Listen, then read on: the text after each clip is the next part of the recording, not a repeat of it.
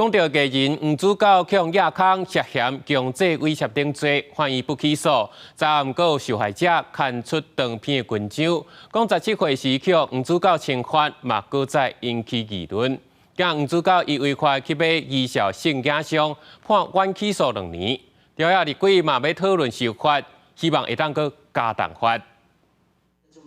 艺人黄子佼去年甲前面涂红坡涉犯强制威胁等罪，得到无起诉。暗过17暗时，各受害者客女透过情字的长文曝光，17岁时阵互黄子佼侵犯，引起大家议论。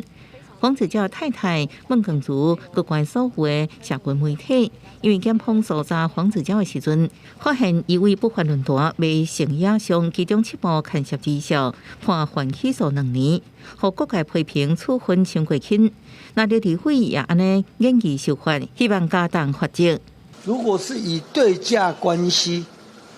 取得青少年儿童的性影像者，那应该处以3年以上5年以下的有期徒刑，3年以上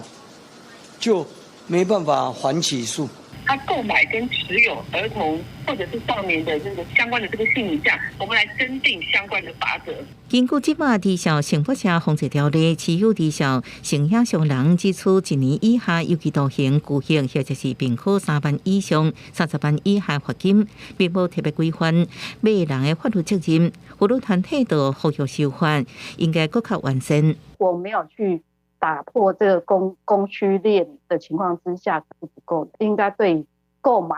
的持有者应该是比较加重他的刑罚的。法律救援基金会指出，黄子佼买影片来源是进前被查到有台版恩和房的称呼的性犯罪网站，因讲是助长性犯罪产业的强犯。咱应该参考国外司法体系建立持有、散布及制造低效性影像的犯罪量刑标准，也加强源头查缉，将达到协助甲预防。记者综合报道。